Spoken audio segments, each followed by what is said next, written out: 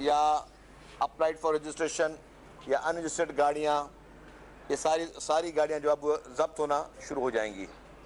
इसी तरीके से जो हथियारों की नुमाइश है, जिससे एक तो सिक्योरिटी थ्रेट भी है और आवाम के लिए भी एक ज़हनी तौर पे एक परेशानी का बायस होता है कि मासूम बच्चे गाड़ियों में बैठे हुए हैं और चंद लोग जो है वो हथियार जो हैं वो लोड करके अपनी गाड़ियों की डिक्कियों में या ढालों में या डबल कैबिन्स में ओपन वेपन की जिस तरह नुमाइश विदाउट यूनिफॉर्म सादे कपड़ों में होती है, तो सबके ख़िलाफ़ जो है वो सख्ती से क्रैकडाउन शुरू होने जा रहा है। तो आवाम के लिए हमने आगाही पहले भी दी थी, अब भी कहते हैं कि बराए मेहरबानी हम नहीं चाहते, हुकूमत नहीं चाहती कि आवाम में किसी एक को भी कोई परेशानी हो। हुकूमत का कतन मकसद नहीं होता कि किसी एक को भी खुदा न खासा अरेस्ट करे, किसी एक को भी परेशानी हो, उसको चालान भरने पड़े। तो बेहतर है कि हर कोई अपना किबला खुद ठीक करे, क्योंकि बाद में लोग करते क्या हैं कि जब किसी के खिलाफ कोई कार्रवाई होती है तो कोशिश करते हैं अपना इन्फ्लुएंस इस्तेमाल करने के लिए, सिफारिश इस्तेमाल करने के लिए। तो ना आप शर्मिंदा हो कि आप किसी से सिफारिश करें और आपको किसी किस्म की कोई जो है वो आपको कोई ना भी करे और फिर आप वो काम कर भी ना सको, तो ना सिफारिश कोई काम आएगी, ना ही किसी किस्म का इन्फ्लुएंस काम आएगा। बराए मेहरबानी हर कोई अपने आप को खुद ठीक करना शुरू कर दे, और यही इसका बेहतर हल है कि हमें एक सिविलाइज सोसाइटी की तरीके से पढ़े लिखे लोगों की तरह हमें इन सारी चीज़ों को लेना चाहिए। और हमें ये नहीं सोचना चाहिए कि जी हम किसी से ऊपर हैं या हम कानून से आला हैं। कानून से बदतर कोई भी नहीं है, कानून से आला कोई भी नहीं है। सब के लिए ये सख्ती से हुकूमत ने ये किया है। और आज मंडे है, मैं समझता हूँ कि आज और कल से जो बहुत सख्त किस्म का क्रैकडाउन शुरू होगा। तो ये एक लास्ट अपील है, एक गुजारिश है तमाम सूबे भर में कि जो भी SOPs हुकूमत ने कही हैं उस पर सख्ती से अमल करें और किसी किस्म की जो है परेशानी का सबब ना हो। एक तो ये जो असले की नुमाइश वाली बात हुई, तो एक नोटिफिकेशन महकमा दाखिला ने जारी किया था, लेकिन कुछ जगह पे गलत रिपोर्ट हुआ है, उसकी वजाहत कर दे। क्या असला कुछ लोग साथ लेकर गाड़ी में कैरी करके चलते हैं, सिक्योरिटी कर चाहते हैं, या इस वजह से क्या गाड़ी में असला रखने पर जो लाइसेंस याफ्ता है उस पर पाबंदी है या सिर्फ नुमाइश और लहराने पर पाबंदी है? दूसरा मेरा एक सवाल है, 2018 में जिन लोगों की गाड़ियाँ, जैसे मेरी ज़ाती गाड़ी 2018 की ली हुई है, उस मामले पर एक्साइज डिपार्टमेंट और ठेकेदारों में कोई फटा हुआ है, उनकी ओरिजिनल नंबर प्लेट एक्साइज ने जारी नहीं की, तो उनके हवाले से आपके पास क्या पॉलिसी होगी? क्योंकि एक्साइज के पास ओरिजिनल नंबर प्लेट वो फटे में ओरिजिनल नंबर प्लेट उन्हें नहीं मिलेगी। इस हवाले से देखिए मैं इस बात कर लूँ, वेपन की पहले आपने बात की, अगर आपके पास आपका लाइसेंस्ड वेपन है आप गाड़ी में कैरी कर सकते हैं। आपके पास आपका लाइसेंस वेपन है, उसको आप विदाउट डिस्प्ले अपनी, क्योंकि कार आपकी प्राइवेट प्रॉपर्टी है, आप किसी टैक्सी में, आप किसी बस में वो वेपन नहीं कैरी कर सकते कि वो आपकी प्राइवेट प्रॉपर्टी नहीं है। लेकिन आप अपनी प्राइवेट गाड़ी में आप अपने बैठे हुए हैं, वहाँ पे वेपन को कंसील्ड करके कैरी कर सकते हैं। इशू है डिस्प्ले ऑफ वेपन पे कि आप उसकी नुमाइश नहीं कर सकते। उस नुमाइश से आप किसी को में टेरर फैला नहीं सकते, किसी को खौफ में मुब्तला नहीं कर सकते। ये नहीं कि अगर मेरे पास अगर 10 लाइसेंस है तो मैं 10 के 10 वेपन वो गले में लटका के घूमता रहूं, तो दिस इज नॉट मतलब अलाउड। दूसरी बात आपने जहाँ तक गाड़ियों के लिए कही, जिन जिन लोगों की गाड़ियाँ रजिस्टर्ड हैं और जिन जिन लोगों की गाड़ियों रजिस्ट्रेशन के बाद उनको अगर ओरिजिनल नंबर प्लेट्स नहीं मिली, तो मिनिस्टर एक्साइज साहब ने ये क्लियरली कहा है कि एक्साइज डिपार्टमेंट में इस वक्त तमाम नंबर प्लेट्स अवेलेबल हैं। बराए मेहरबानी वहाँ से कर लें।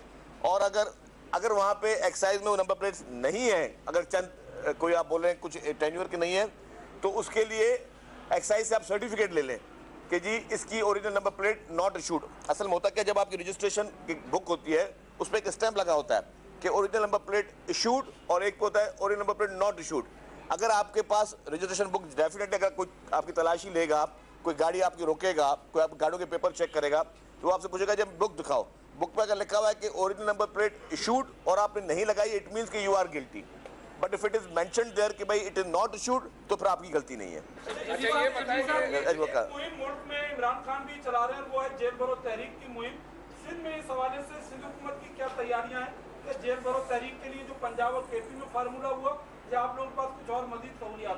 देखिए हमने तो उनको इतनी अच्छी ऑफर दी हुई है इमरान खान के टाइगरों को, कि जितनी भी टाइगर फोर्स थी, जितने भी जवान थे, कि आप पूरे मुल्क की तरह आप सिंध में भी इसको सेलिब्रेट करें। आपका बहुत बड़ा त्यौहार है, इसको सेलिब्रेट करें। और उसमें एज ए ट्रांसपोर्ट मिनिस्टर ये मैंने वाहिद किसी को ऑफर दी है कि आपको free pick and drop service भी दी जाएगी। आप अपने नाम लिखवाएं, इमरान खान के जितने भी टाइगर्स हैं, इमरान खान के जितने भी मानने वाले हैं, इमरान खान के जितने भी चाहने वाले जितने भी यहाँ पे पार्लियामेंटेरियन इमरान खान के मौजूद हैं, यहाँ पे उसके MPAs मौजूद हैं, यहाँ उसके MNAs मौजूद हैं, बराए मेहरबानी अगर हमें नहीं लिखवाना, आप हमसे बात करना चाहते हैं, मीडिया में आके लिखवा लें। मीडिया को बोले जी मैं गिरफ्तारी देना चाहता हूँ। ये 10, 15, 20, 25, 50 जितने भी हैं, जितने भी इमरान खान के पैरोकार हैं, जितने भी समझते हैं कि लोग इमरान खान ने ये सही कॉल दी है, इमरान खान पाकिस्तान के मफाद में जेल भरो तहरीक चला रहा है, और जो लोग उसके पैरोकार हैं वो नाम लिखवाएं। Pick and drop service as a transport minister देना मेरा काम है उनको। हाँ, जहाँ से वो बोलेंगे, अगर घर से बोलेंगे, दफ्तर से बोलेंगे, जहाँ से बोलेंगे, पड़ोस से बोलेंगे, असेंबली से बोलेंगे, जहाँ से बोलेंगे, वो सिर्फ अपना नाम लिखवाए। थोड़ी सी मतलब इमरान खान को मैं समझता हूँ बहुत बड़ी मायूसी का शिकार है इमरान खान के। सिंध भर में कोई एक ऐसा शख्स नहीं है जो उसके लिए उसकी कॉल पे लब्बैक कहे। ये इतने बड़ी बड़ी बातें करने वाले उसके लीडरान, उसके MPAs, उसके MNAs, कोई वफाकी वजीर था, वो बहुत बड़ी भड़के मारते थे कि हम ये कर देंगे। कोई एक ऐसा शख्स नहीं जो इमरान खान के कहने पे सिंध में लब्बैक कहे कि हाँ जी मैं जेल भरो तहरीक भरने के लिए तैयार हूँ, मैं उसमें उसका हिस्सा बनने के लिए तैयार हूँ। तो यही बात है। और मैं दूसरा मशवरा दूंगा इमरान खान को कि आप एक अब आलमी लीडर अपने आप को कहते हो, आपके पूरे दुनिया में आप कहते हो आपके पैरोकार हैं, आपके चाहने वाले हैं, तो एक और शुरुआत कर ले बरतानिया से इस मुहिम की। आपके बहुत सारे चाहने वाले बरतानिया में भी आप जेल भरो तहरीक शुरुआत करें। और सबसे पहले जिस तरह आप यहाँ पे कौम के बच्चों को कहते हो कि बाहर निकलो, गिरफ्तारी दो, आप अपने भी माशाल्लाह आपके 3 बच्चे हैं, हाँ आपने सही बात कही, 3 बच्चे हैं, उनको भी बोले जी वो भी जेल भरो तहरीक में आगे आके शामिल हो। मैं समझता हूँ ये वक्त है, जिस इनकलाब की बात कर रहे हो, जिस मुल्क में आप तब्दीली की बात करते हो, जिस मुल्क में आप बहुत बड़ी एक चेंज लाने की बात करते हो, यही वक्त है कि आप शुरुआत करें, आप अपने घर से शुरुआत करें और फिर जो है बाकी लोगों से करें। बाकी ये बताएं शकील साहब, जी शकील साहब ये बताएं कि कल पाकिस्तान पीपल्स पार्टी की चेयरमैन और वजीर खारजा ने एक मरतबा फिर लाड़काना और जमान पार्क के वजीर आजमों का जिक्र छेड़ दिया है, और उन्होंने कहा है कि दोहरा मयार है, एक को फांसी चढ़ा देते हैं और दूसरे के लिए 8-8 दिन इंतजार करते कि आए जमानतें करवाएं। तो ये जो दोहरा मयार है, और जो आप पहले भी कहते रहे हैं कि इमरान खान लाडला है, यकीनन अब वो लाडलापन उसका जारी है या ख़त्म हुआ है? देखिए ये तो एक हिस्ट्री हमेशा गवाही देती है ना हर चीज़ों की। अफसोस ये होता है कि जो आज हो रहा है ना वो आज नहीं लिखा जाता, वो आज से 5 साल 10 साल के बाद लिखा जाता है मुल्क की तारीख में। जब तारीख लिखी जाती है मुल्क की, तो मुल्क की तारीख में ये सारी चीज़ें लिखी हुई हैं। मुल्क की तारीख में लिखी हुई है कि पाकिस्तान के उस अजीम लीडर को जिसने आपको और हमें एटमी ताकत दी, जिसने कॉन्स्टिट्यूशन दिया, उसको जिस तरीके से बेईमाना तरीके से अदालती कत्ल किया गया, अदालती कत्ल जिसको पूरी दुनिया ने माना अदालती कत्ल था।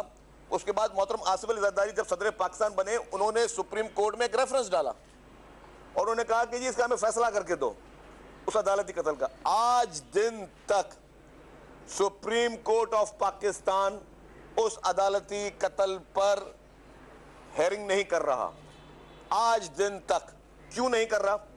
वैसे तो आप छोटी छोटी चीज़ों पे सुओ मोटो नोटिस ले लेते हैं और डेली उसकी हेयरिंग्स चल रही हैं, लेकिन जो हेयरिंग आपको करनी चाहिए मुल्क के आइन के खालिक, एटमी ताकत के खालिक, मुल्क के इस मुल्क में उस नए सोशल कॉन्ट्रैक्ट जो आवाम को दिया गया उसके खालिक, उसका जो अदालती कत्ल किया गया, उसमें आपने क्या किया आज तक दिन तक?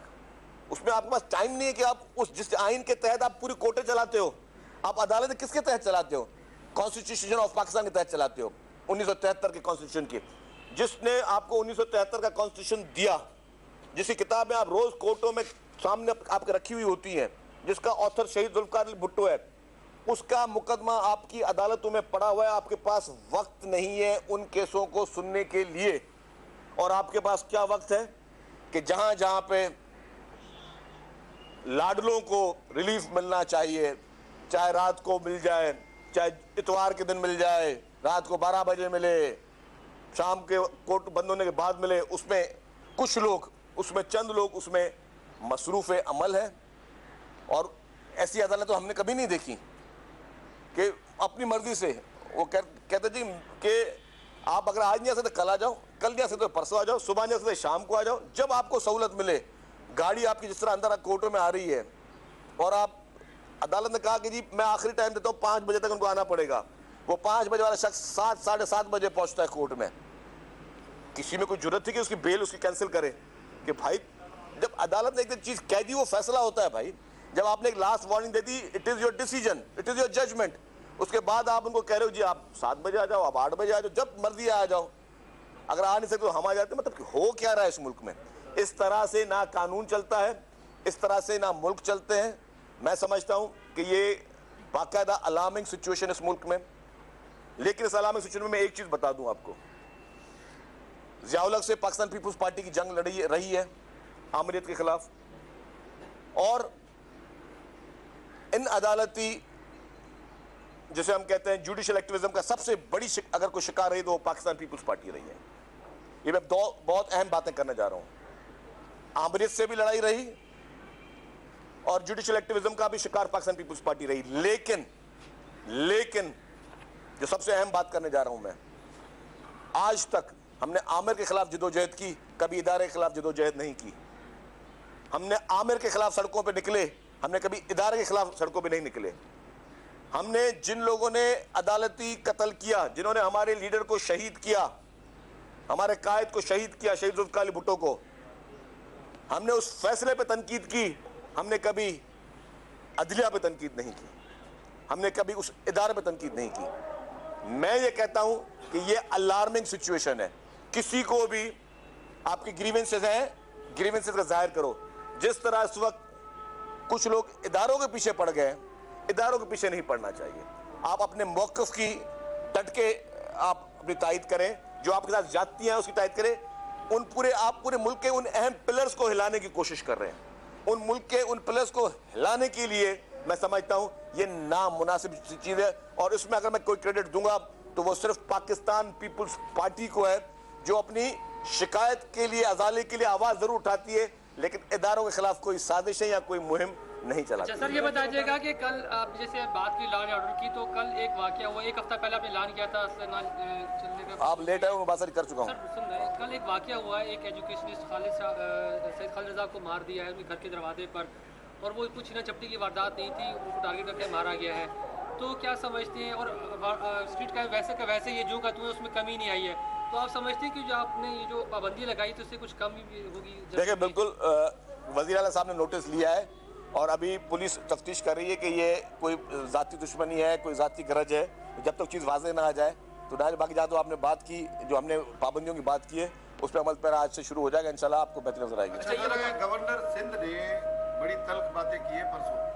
उन्होंने कहा कि कराची में एक सिस्टम काम कर रहा है और उस सिस्टम की रिपोर्ट मैंने वज़ीर आज़म को कर दी है, और सिस्टम अब जो है वो मार्च के पहले हफ्ते में उसके खिलाफ बाज़ाब्ता तौर पे ऑपरेशन किया जाएगा।